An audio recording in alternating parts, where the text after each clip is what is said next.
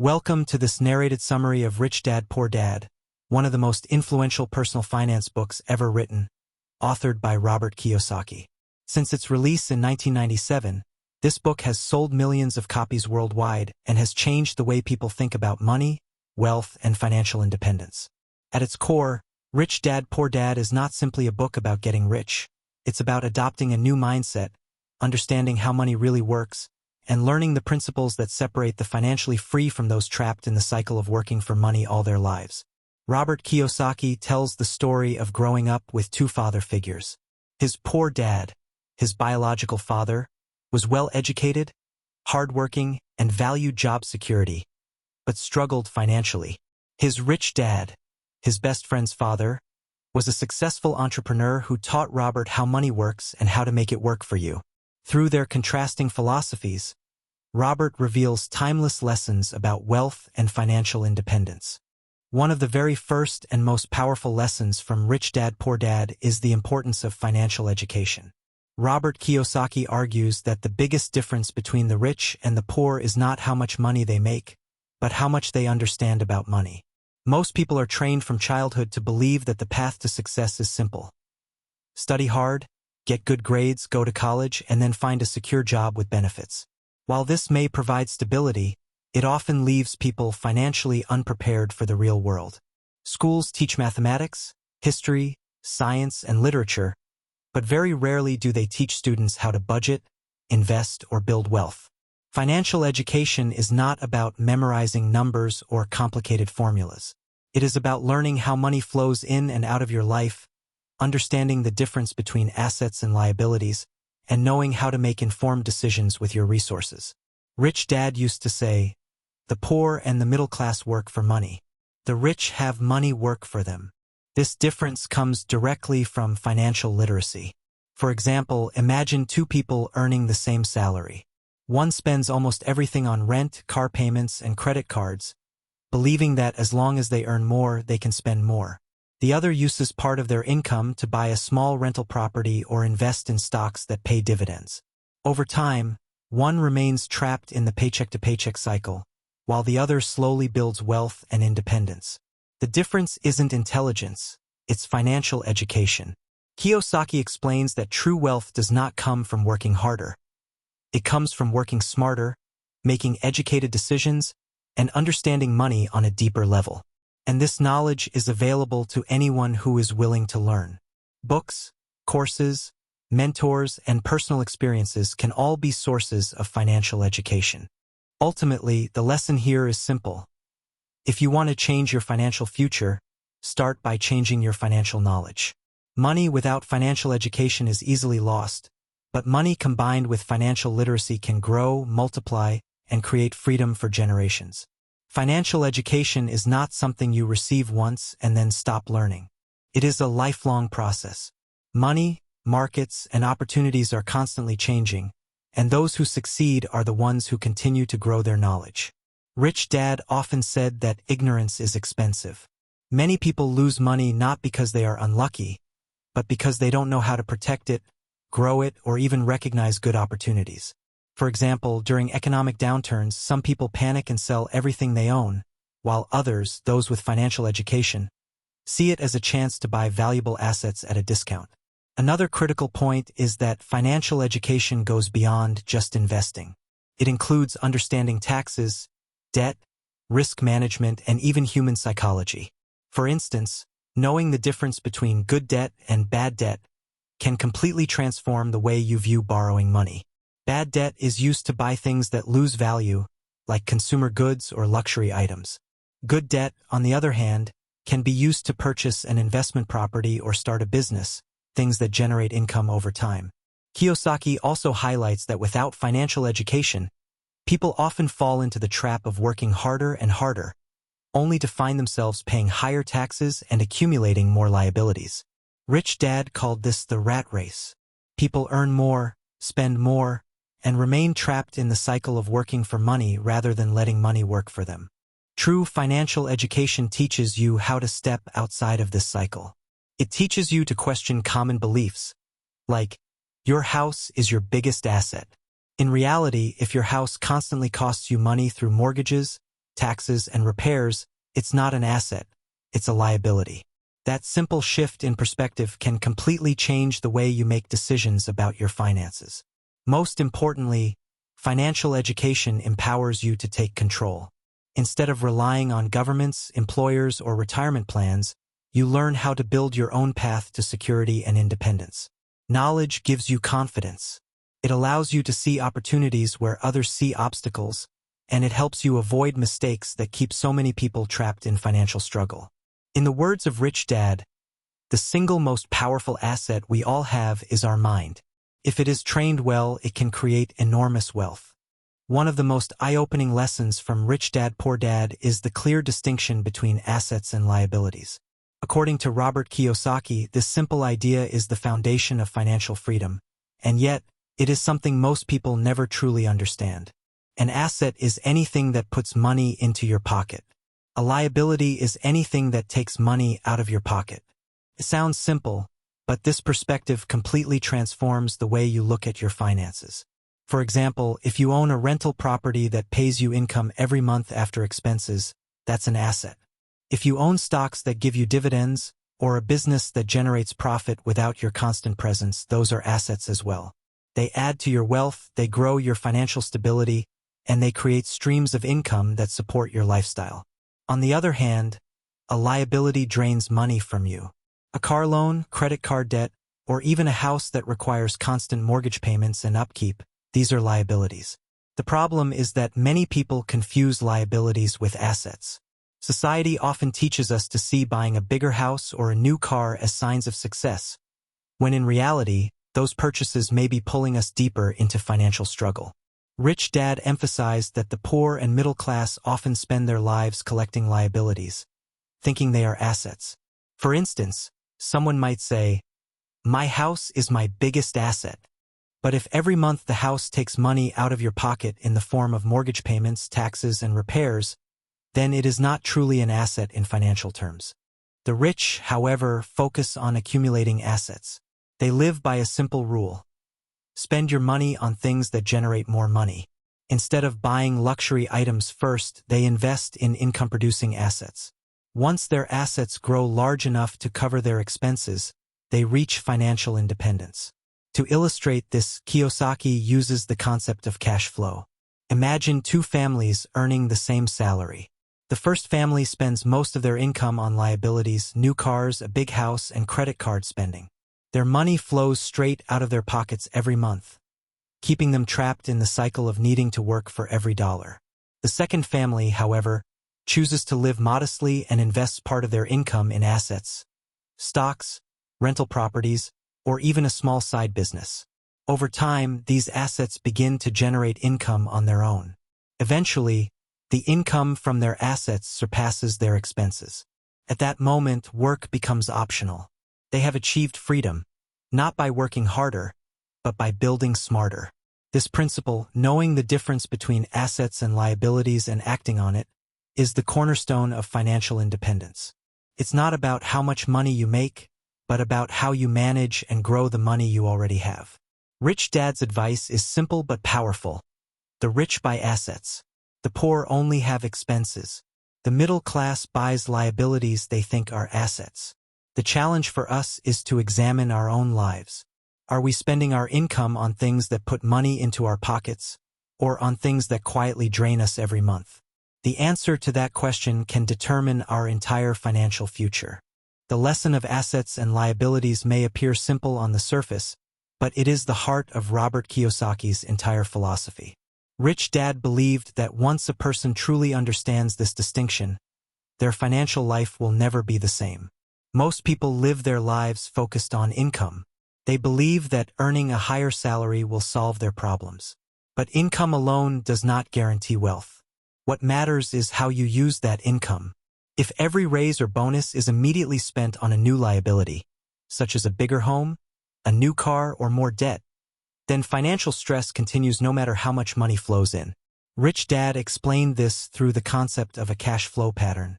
The poor often spend every dollar they earn on expenses. The middle class typically earns money and uses it to buy liabilities, thinking they are assets. The rich, however, use their income to purchase assets first, then allow those assets to pay for their expenses and luxuries. Take the example of two friends, John and Michael. Both earn $5,000 a month. John buys a brand new car with a large loan and upgrades to a bigger house with a higher mortgage. On paper, he looks successful. But each month, most of his paycheck disappears into loan payments, taxes, and bills. He is left with very little to invest or save. Michael, on the other hand, drives a modest used car and rents a smaller apartment. He saves a portion of his income to buy dividend-paying stocks and invests in a small rental property. In the beginning, his lifestyle seems less glamorous.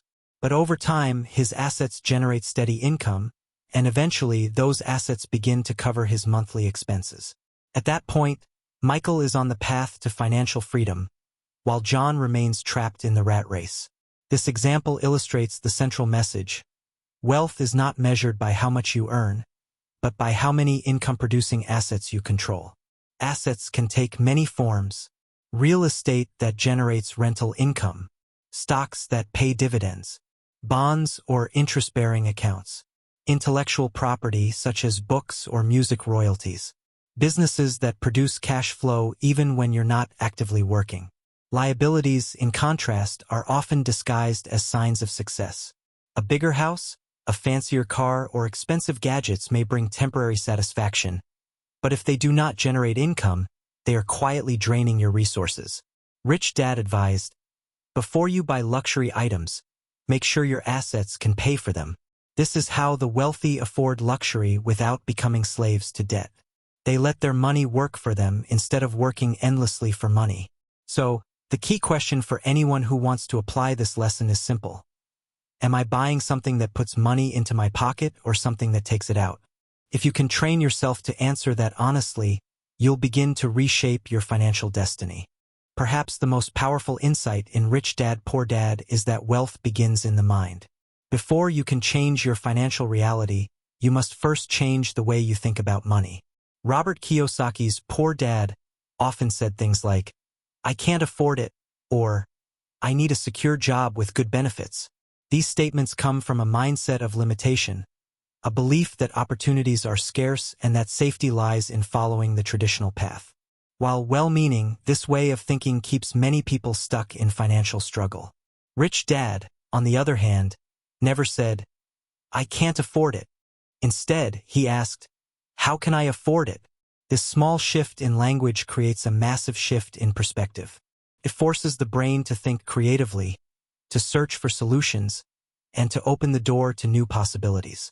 The poor mindset views money as something to be earned and immediately spent on necessities and wants. The rich mindset sees money as a tool, something to be invested and multiplied.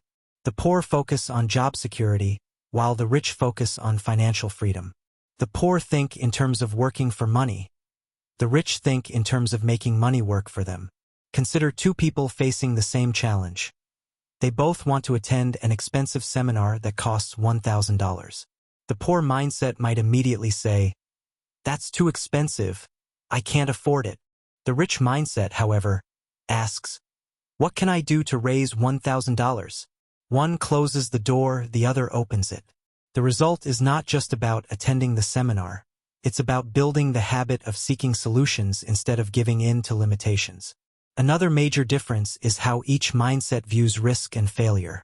Poor Dad believed in avoiding mistakes at all costs, which often meant avoiding opportunities. Rich Dad embraced mistakes as learning experiences. He taught Robert that failure is not the opposite of success. It is part of the journey to success. The rich mindset does not fear losing. It fears not trying. This mindset also extends to how people view time. Poor Dad believed in trading time for money. The more hours you work, the more you earn. Rich Dad believed in creating systems and assets that generate money even when you are not actively working. To him, time was the most valuable asset, and protecting it was the ultimate goal. Ultimately, the difference in mindset can be summarized like this. The poor say, "I work for money." The rich say, "Money works for me." This shift may sound simple, but it changes everything, from the way you spend your money, to the opportunities you notice, to the risks you're willing to take. The question we must ask ourselves is, which mindset do we carry into our daily lives? Do we focus on limitations, or do we focus on possibilities? Do we fear mistakes, or do we use them as stepping stones? As Rich Dad put it, the poor and the middle class work for money. The rich have money work for them. And it all starts with the way you think.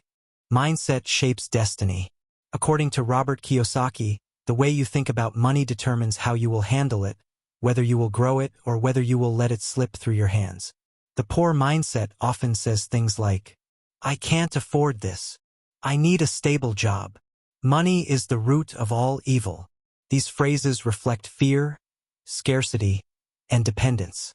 They create a cycle where the individual constantly relies on a paycheck, avoids risk, and often sees wealth as something unattainable or even undesirable. The rich mindset, on the other hand, frames the world differently. How can I afford this? What skills can I learn to create more value? Money is a tool to create freedom and opportunities. This mindset encourages curiosity, problem-solving, and responsibility. Instead of waiting for someone else to provide security, people with this mindset create their own. Take, for example, the idea of buying a car. The poor mindset might think, I deserve a new car because I worked hard. I'll take a loan and pay it off every month. The rich mindset might ask, can I buy an asset that pays me enough every month to cover the car payment? One sees the car as an expense, the other sees it as motivation to create an income stream. Another critical difference is how each mindset treats fear and mistakes. The poor mindset avoids risk, saying, what if I fail? The rich mindset embraces risk, asking, what can I learn if I fail? This is why entrepreneurs and investors often seem fearless, not because they never lose, but because they understand that every loss is a lesson that brings them closer to success. Even in everyday life, mindset plays a role. Imagine someone who loses their job. The poor mindset may say, I need to find another job quickly, even if it pays less. The rich mindset may say, this is a chance to start my own small business or invest in learning a new skill. It's not about the amount of money in your pocket today. It's about the way you see possibilities for tomorrow. Rich Dad taught that money amplifies your mindset. If you think small, money will only highlight that smallness. If you think creatively and abundantly, money becomes a tool to expand opportunities. At its heart, this lesson is not about comparing rich and poor people, it's about comparing mindsets. Anyone, regardless of their current situation, can choose to shift from a scarcity mindset to one of abundance. So ask yourself, do I see money as something scarce or as something I can create? Do I avoid challenges or do I use them to grow? Do I say, I can't afford it, or do I challenge myself with, how can I afford it? The answers to these questions reveal whether you're thinking like Poor Dad or like Rich Dad. One of the most profound lessons from Rich Dad, Poor Dad is the idea that the purpose of work should go beyond just earning a paycheck. Most people enter the workforce with a single focus, how much will I get paid? But Rich Dad taught Robert Kiyosaki a very different way of looking at work. He said, don't work for money. Work to learn. First, this may sound strange. Why would anyone choose a job that pays less? Just to learn. But the reasoning is powerful. Skills and knowledge last a lifetime, while a paycheck disappears the moment you spend it. Rich Dad explained that people who chase only salaries often become trapped in the rat race. They work harder for more money, but their expenses grow just as fast. Bigger houses, better cars, higher bills. In the end, they have more income but little financial freedom. The people who win in the long run are those who prioritize learning over immediate earning. For example, imagine two young graduates. The first takes a high-paying job in a corporate office. The work is repetitive, but the salary is attractive. Years later, he is still dependent on his paycheck, and his skills haven't expanded much beyond his job description. The second graduate chooses a lower-paying job in sales. The money isn't as good at first, but he learns how to communicate, persuade, and build relationships. Later, these skills allow him to start his own business and generate income many times greater than his original paycheck. This is the essence of work to learn. Rich Dad often encouraged Robert to seek opportunities to develop valuable skills, even if the immediate pay was low. Some of the most important areas he recommended were sales and communication, the ability to present ideas, influence others, and build trust; marketing, understanding how to attract attention and create value in the eyes of others; investing, learning how money grows, how to analyze risks, and how to spot opportunities; leadership and management, guiding people, building teams, and solving problems under pressure. These skills cannot be taken away once you learn them. They compound over time just like financial investments, and eventually, they open doors that money alone cannot. Rich Dad also emphasized the difference between job security and financial freedom. Poor Dad believed in job security, staying in one position for decades, collecting a paycheck and benefits. Rich Dad believed in building skills that made you flexible, adaptable, and able to create opportunities no matter what happened in the job market. He used to say, "The more specialized you become, the harder it is to move freely. But the more skills you learn, the more doors will open for you." This mindset changes the way you think about career choices. Instead of asking, "How much will I get paid?" you begin to ask, "What will I learn here? What skills will I gain that can help me in the future?" The truth is, money earned today will be gone tomorrow. But knowledge and skills, if nurtured, will continue to pay dividends for the rest of your life. So, the lesson is clear: work is not just about income. It is about growth, development, and learning skills that empower you to build wealth and freedom later on. If you work only for money, you may survive. But if you work to learn, you can thrive. Most people are trained from childhood to think of work as a simple exchange: time for money. You give your hours, your effort, your energy, and in return you receive a paycheck. While this system provides stability, it rarely leads to true financial freedom. Rich Dad argued that work should not be about trading time for money, but about building a foundation of skills that can serve you for a lifetime.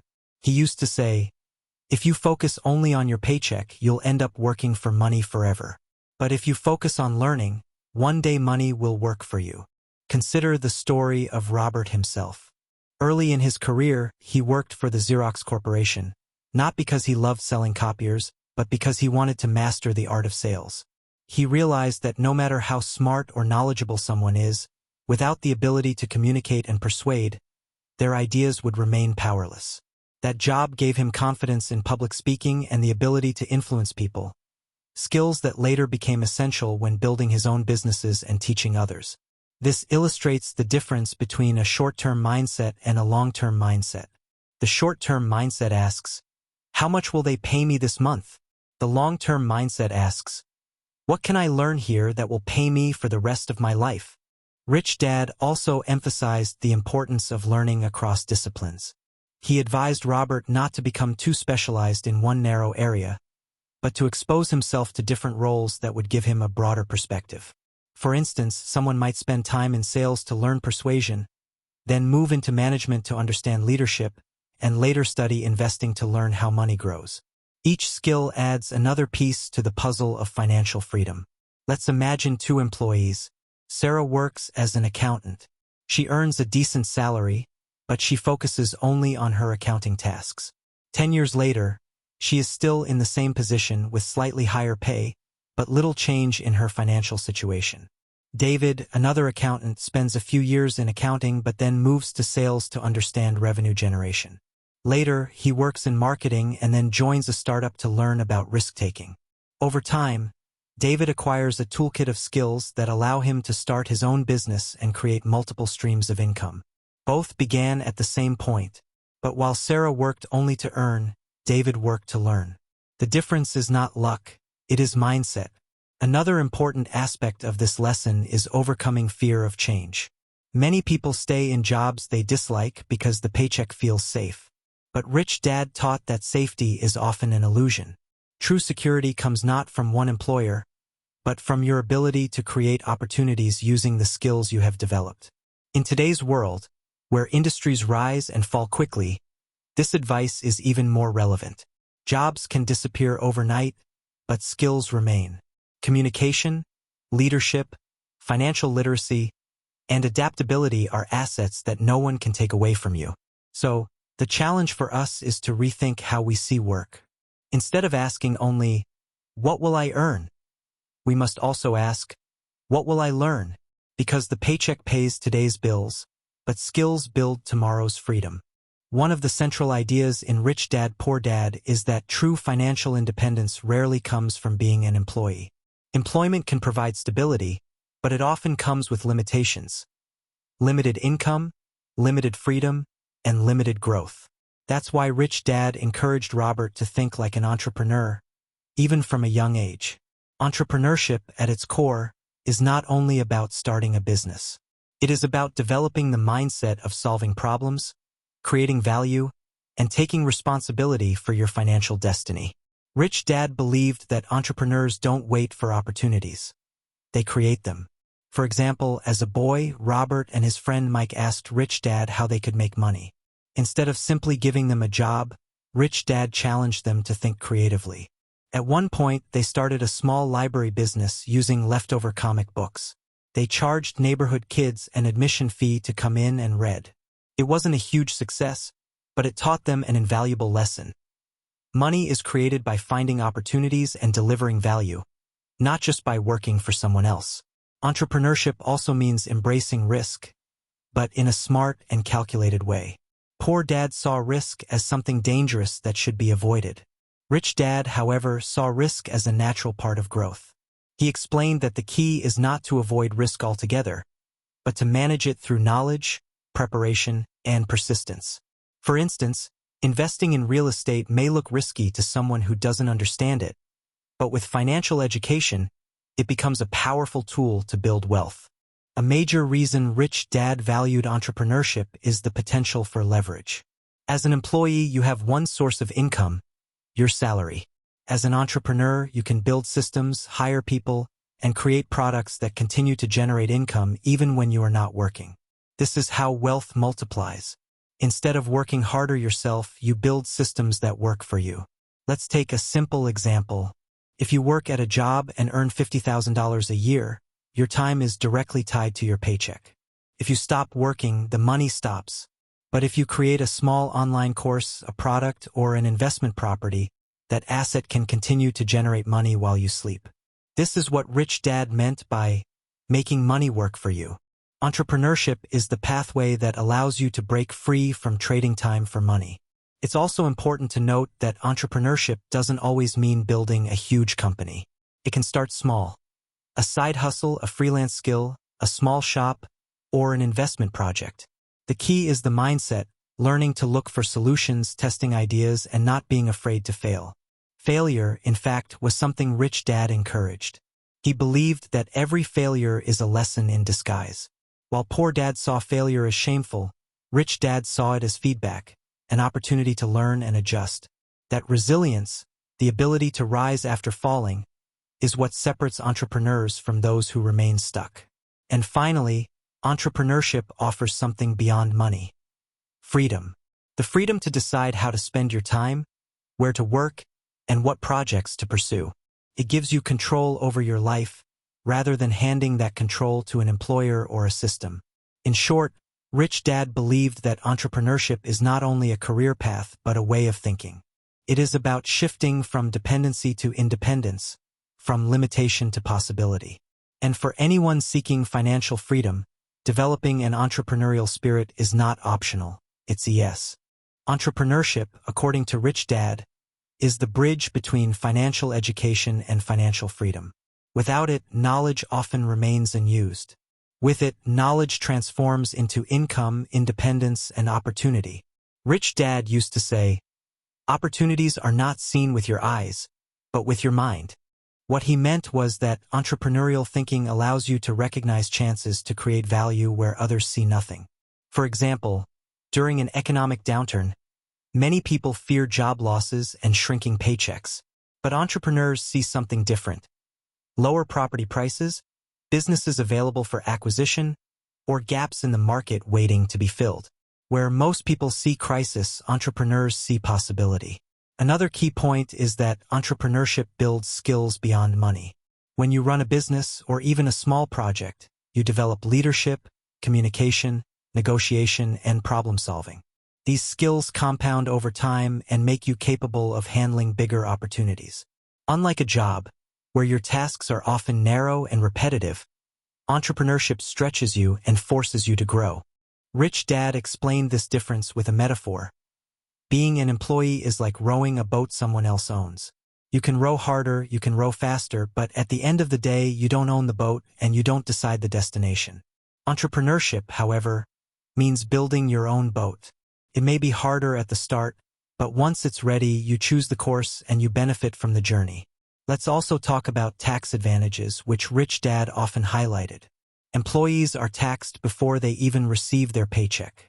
Entrepreneurs, on the other hand, can structure their income in ways that allow for deductions, reinvestments, and business expenses. This means more of their money works for them instead of being taken away. Rich Dad called this the invisible advantage of entrepreneurship. Furthermore, entrepreneurship provides scalability. An employee can work harder and maybe earn a promotion or a raise, but the growth is usually incremental. An entrepreneur, however, can scale a business exponentially through new products, technology, or expanding to new markets. One idea can multiply into many streams of income, something nearly impossible in the traditional job system. Of course, entrepreneurship is not easy. It comes with uncertainty, failure, and long nights of effort. But Rich Dad believed the price of independence is always worth it. Every failure brings a lesson, and every risk, when approached wisely, brings growth. Perhaps the most powerful part of entrepreneurship is the legacy it creates. A successful business, investment, or system can outlive you, supporting your family and community long after you are gone. Unlike a job, which ends when you stop working, an entrepreneurial venture can continue generating value for generations. In short, Rich Dad taught that entrepreneurship is the art of taking control of your financial future. It's not just about money. It's about freedom, growth, and leaving a lasting impact. Passive income is at the very heart of Robert Kiyosaki's philosophy. It is the ultimate reward of financial education, entrepreneurship, and smart investing. Rich Dad believed that until you master the art of building income streams that flow whether you are awake or asleep, you will always be tied to the endless cycle of trading time for money. So what exactly is passive income? Simply put, it's money that comes in consistently with little ongoing effort once the system or investment is set up.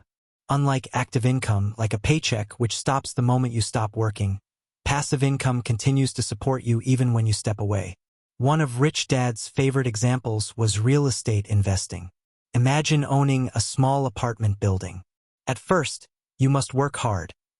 Research the market, secure financing, find reliable tenants. But once everything is in place, the rent flows in month after month, often covering the mortgage and expenses while still leaving profit in your pocket. Over time, the property appreciates in value, multiplying your wealth without requiring your daily labor. Another powerful form of passive income is dividends from investments. If you own shares in strong companies, they pay you regularly from their profits. You're not working for that business. The business is working for you. Rich Dad also emphasized royalties and intellectual property. For example, an author writes a book once, but if it's valuable, it generates income for years. Musicians, inventors, and creators experience the same effect. The upfront effort produces long-term rewards. In today's world, technology has opened even more doors. Online businesses, automated systems, or digital products can generate income around the clock. Imagine waking up in the morning and realizing that while you were sleeping, your online course or ebook made sales across the globe. That is the power of passive income magnified by technology. But Rich Dad also warned, building passive income is not truly easy money. It requires effort, education, and often risk at the beginning. The hard work is front-loaded. Studying investments, creating systems, and building assets. But once the foundation is laid, the results compound. It's like planting a tree. At first, you must water it, protect it, and nurture it. But once it matures, it provides fruit and shade year after year, even for future generations. Perhaps the greatest benefit of passive income is freedom of choice. With enough passive income to cover your living expenses, you no longer work out of necessity, you work out of passion. You can choose to travel, spend more time with family, start new projects, or give back to society. Passive income buys back the most valuable resource of all, your time. Rich Dad often said, "The goal is not to work for money, but to have money work for you." Passive income is how you make that shift. Passive income is not just a financial strategy, it is a mindset shift. Rich Dad wanted us to understand that true wealth is measured not by how much money you earn, but by how long you can live without actively working. In other words, if you stopped working today, how many days, months, or years could you sustain your lifestyle from your assets alone? That measurement is your real wealth. He often explained it this way: most people think wealth is about having a high salary. But a high salary still depends on your presence at a job. It is fragile. The moment you lose the job, the money stops. Passive income, however, creates stability. It ensures that your lifestyle continues even if your active work disappears. Let's go deeper with examples of passive income streams. 1. Real estate cash flow, a rental property that pays you monthly. Over time, rents usually rise with inflation, meaning your income grows while your mortgage stays fixed. This makes real estate a powerful inflation hedge. 2. Business systems, a business that operates without you being there daily. Think of McDonald's. Ray Kroc didn't flip burgers. He built a system. Once a system is in place, managers and employees run it, while the owner benefits from the profits. 3. Stocks and dividends. Imagine owning 1,000 shares of a company that pays $2 in dividends per year. That's $2,000 in passive income annually, whether you work or not. And if the stock grows in value, your wealth increases too. 4. Bonds and interest income, lending money to governments or corporations in exchange for steady interest payments. Not glamorous, but reliable. Intellectual property, writing a book, creating music, inventing something, or even building software. The upfront effort may be huge, but the long-term payoffs can last for decades. 6. Digital assets. In the modern world, this includes YouTube channels, ebooks, online courses, affiliate marketing websites. These can earn income continuously once the content is created and systems are automated. Now, here's the critical part. Rich Dad emphasized that not all passive income is equal. Some streams require more effort upfront, while others require more knowledge or capital. The key is to start with what you can manage and then expand. For instance, if you have little capital, you might start by creating a digital product. If you have some savings, maybe you invest in dividend-paying stocks. If you have more resources and education, you might venture into real estate. Another important insight from Rich Dad: reinforcement and compounding. Passive income should not be spent entirely, it should be reinvested. Imagine earning $500 per month from a rental property. Instead of spending it all, you save and invest until you can buy a second property. Over time, one property turns into 2, then 5, then 10. This snowball effect is how passive income transforms into generational wealth. Rich Dad also warned against a common trap: false passive income. Some people think that just because they bought a small business or rental property, they have passive income.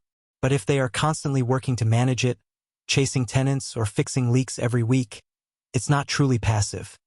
It's just another job disguised as an asset. True passive income requires building systems, hiring help, or leveraging technology so that money flows without your constant presence. Fear is perhaps the greatest obstacle standing between most people and financial independence. Robert Kiyosaki explains that while both the rich and the poor feel fear, the difference lies in how they respond to it. Fear of losing money, fear of failure, fear of criticism, these emotions are universal. But the poor and middle class often allow fear to paralyze them, while the rich use it as motivation to learn, adapt, and grow. Let's begin with a simple truth. Losses are part of the game. In school, we're trained to avoid mistakes at all costs. A wrong answer lowers your grade. Failure is punished. But in real life, mistakes are the stepping stones to mastery. Rich Dad would often say, "Winners are not afraid of losing, but losers are." Failure is part of the process of success. Think of it like learning to ride a bicycle. The first time you fall. The second time you scrape your knee. But each fall teaches you balance, and soon you ride smoothly. Business and investing are no different. You cannot master them without falling a few times. One of the most common fears is the fear of losing money. People cling to the security of a paycheck because it feels safe. But ironically, depending on one paycheck is one of the riskiest positions you can be in. A single layoff, an economic downturn, or a company decision can take away your livelihood overnight.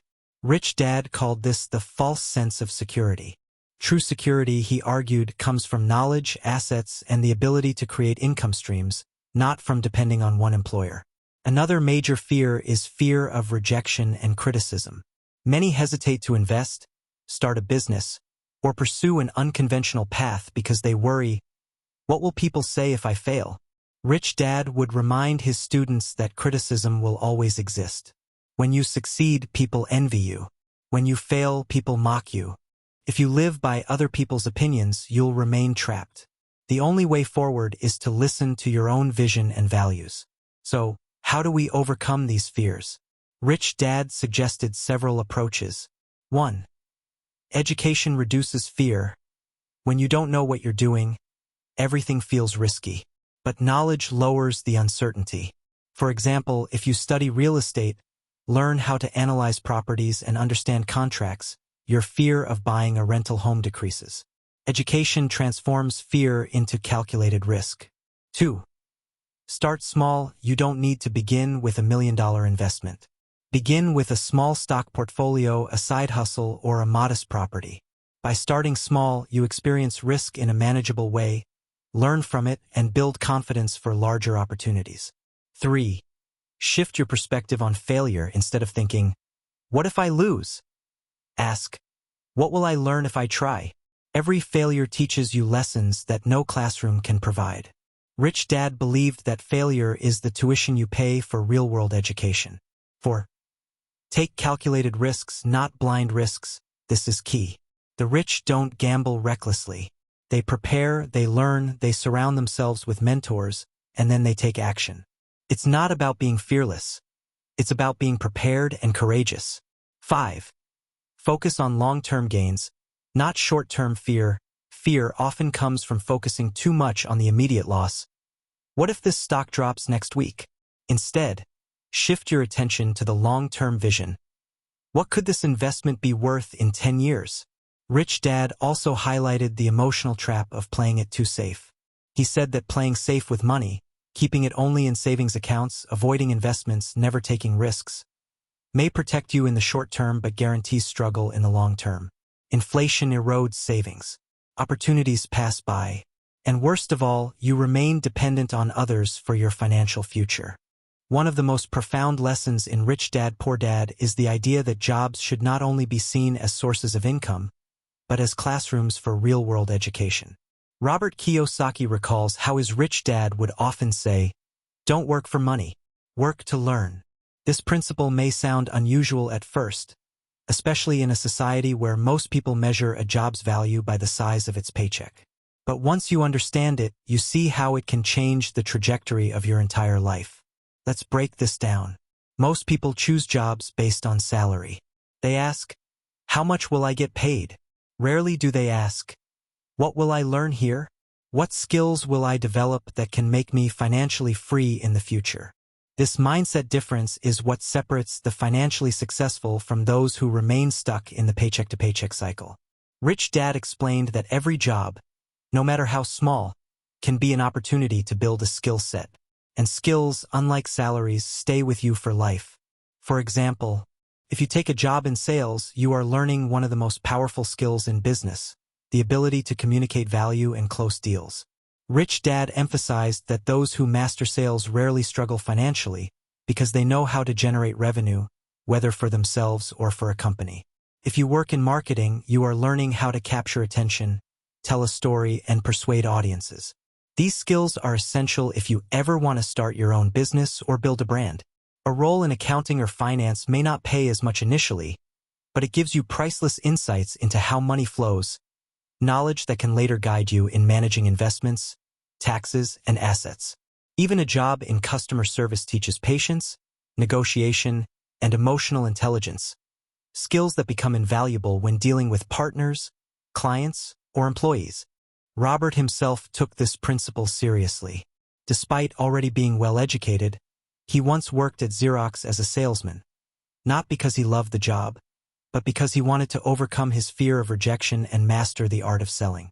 This skill later became critical when raising money for investments and selling ideas to partners. Another important layer to this lesson is diversity of learning. Poor Dad, the highly educated schoolteacher, focused on specialization. He believed that mastering one subject deeply would bring success. But Rich Dad encouraged generalized learning.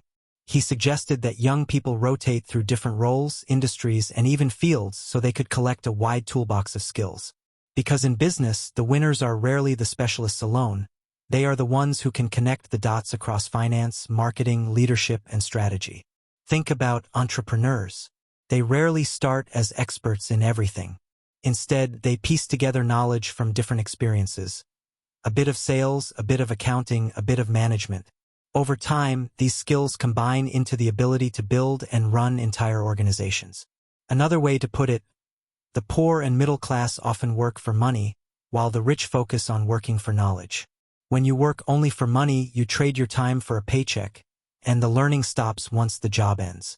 But when you work for knowledge, every task, challenge, and even mistake becomes part of your personal education. And unlike money, which can be lost or spent, education compounds. It multiplies your opportunities forever. Rich Dad would often ask his students a simple question. Are you getting paid only in dollars? Or are you getting paid in skills? The smart ones always aimed for the latter, because skills create freedom. This mindset also changes how you view so-called low-paying jobs. For example, someone might dismiss a position that pays little but teaches powerful networking or communication skills. But to the rich mindset, that job is worth gold, because the skills gained can later be applied to build businesses and create wealth far greater than any paycheck. In essence, the advice is this: when choosing your career path, don't just chase the biggest salary. Look for the opportunities that will teach you how to sell, manage, market, negotiate, invest, and lead. Focus on becoming a lifelong learner. Because once you acquire those skills, money will naturally follow. As Rich Dad famously put it, the more you learn, the more you earn. As we come to the end of this journey through Robert Kiyosaki's Rich Dad, Poor Dad, let's take a moment to reflect on what we've uncovered. This book is not just about money, it's about mindset. It's about breaking free from the traditional path that tells us to study hard, get a secure job, and rely on a paycheck. Instead, it invites us to step into a new way of thinking, where financial education, building assets, taking risks, and constantly learning are the keys to true freedom.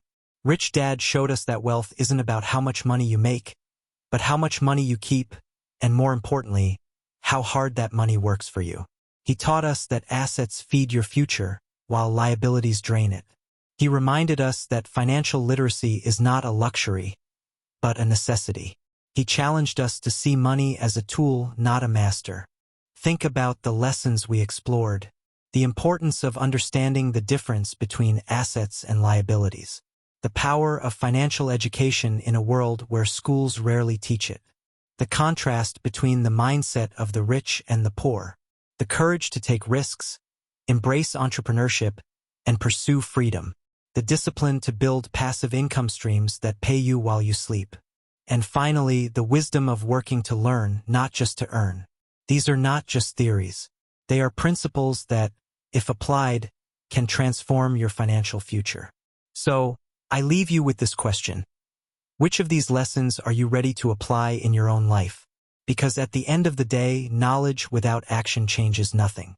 The difference between staying where you are and stepping into financial freedom lies in the choices you make, starting today.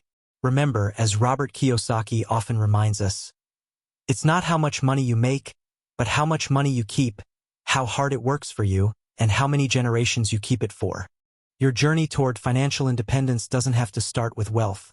It starts with awareness, with mindset, and with one brave decision to think differently. So, are you ready to take that step?